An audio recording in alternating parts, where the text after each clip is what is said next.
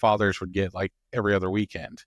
Right. And then on the weekends, they would just, we're going to Disney, we're going here, we're going to the zoo, or, and then, the other parent at that time, the mother was, brush your teeth, do your homework.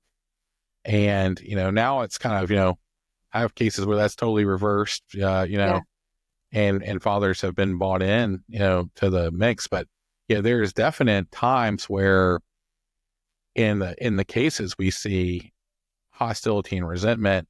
And then when we're formulating the time sharing, that is a cognitive part of the decision with a lot of people. And then I have some people who are, I'm not going to say they're more controlling, but they're maybe the more involved parent, more serious minded parent.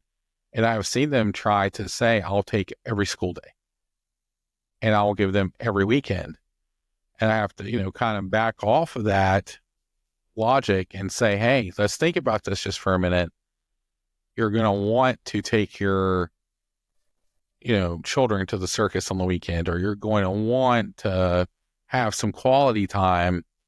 And we're going to have to learn to trust this other parent, or how to help this other parent, fill some of those obligations. Because it builds resentment, in the long haul. It really does.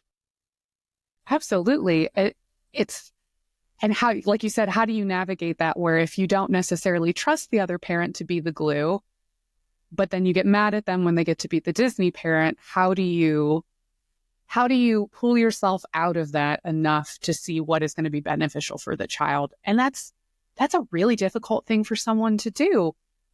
Especially, let's say there's betrayal trauma in there, or, whatever heartache came from the separation or the dissolution of the marriage, that's not going to go away, and you're not automatically going to think of the best interest of your kids, no matter how well-meaning you are. Who could? No one can.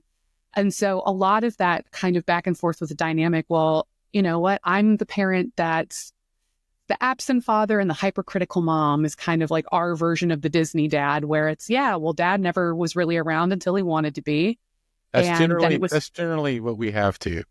Yeah. It's generally different terminology, but that's generally how it expresses itself. Yeah. And, I have to sometimes remind people that the other parent is an adult, that they have somehow made it through life up until they got married or interacted with you. They have some life experience. They're going to know how to put a Band-Aid on. They're going to know to probably give cough syrup.